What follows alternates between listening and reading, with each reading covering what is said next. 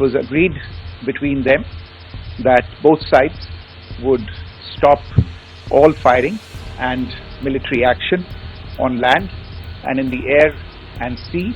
Just hours after India's Foreign Secretary announced that India and Pakistan have agreed to a ceasefire, a strange comparison surfaced on social media.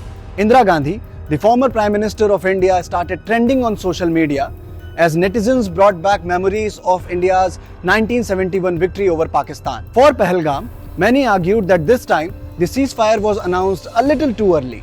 The sentiments were in favor of Pakistan being punished for the massacre that unfolded in Pahalgam on April 22nd, and thus began a series of posts comparing the current situation with that of 1971. Sensing an opportunity of upmanship, Congress party echoed a similar sentiment and recalled the historic victory. The internet was left divided with people resorting to comparisons of Indira Gandhi and Prime Minister Narendra Modi.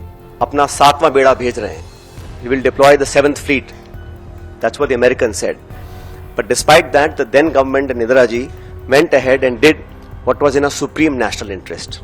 But viewers, India in 2025 is not the same as in 1971. Situation, purpose and objectives of 1971 were different from what they are today. Why did India agree to the ceasefire begged by Pakistan? Why drawing parallels between the two situations will neither do justice to PM Modi nor Indira Gandhi. Let's dive in.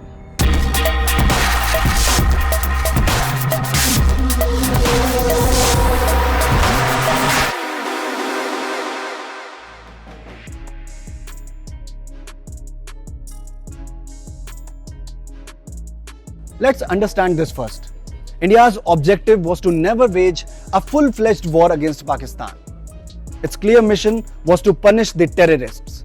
So India did not go into this conflict with an intention of punishing the innocents on the other side of the border.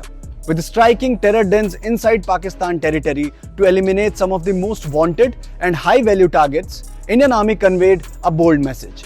Don't forget, at least 100 terrorists were killed in Operation Sindoor. With a blink of an eye, headquarters of Jaish-e-Mohammed and Lashkar-e-Taiba were reduced to dust. While Operation Sindoor is not over yet, India has set new normal for Pakistan.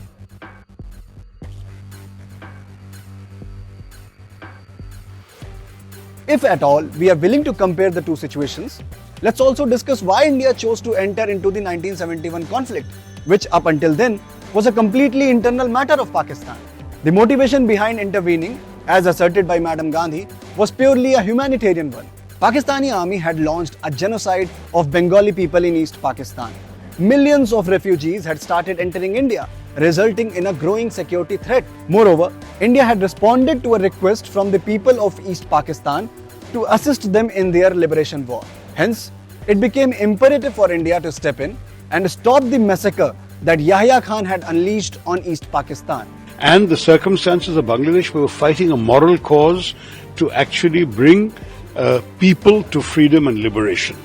That was a completely different story. This is a different story. We would have ended up with a much longer, protracted conflict with a lot of loss of life on both sides, a lot of damage, a lot of expense. Is this the biggest priority for India today? No, it's not.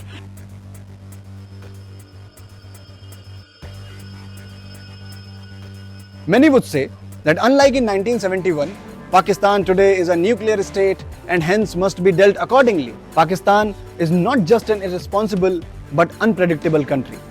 Its economy is in tatters with depleting foreign reserves and mounting loans. It is surviving on IMF bailouts and aid from the so-called friendly countries. But that has not stopped it from funding, sheltering and backing dreaded terrorists. From Osama bin Laden in 2011 to Masood Azhar and Hafiz Saeed in present, it remains a safe haven for terror masterminds. You must have seen visuals of terrorists killed in Operation Sindoor receiving state honors in presence of Pakistani soldiers. Pakistan's army frequently interferes in its political matters, and there have been several military coups over the years. A rogue nation with nuclear abilities can never be trusted. However, despite that, India did not shy away from teaching Pakistan a tough lesson. Prime Minister Modi, in his first address to the nation since Operation Sindoor, made it very clear that India will no longer tolerate the nuclear threat. कोई भी nuclear blackmail Bharat नहीं सहेगा. Nuclear blackmail की आड़ में पनप रहे आतंकी ठिकानों पर भारत सटीक और निर्णायक प्रहार करेगा. So viewers, be it the 1971 or 2025, or may I add Kargil in 99, they're all India's victory.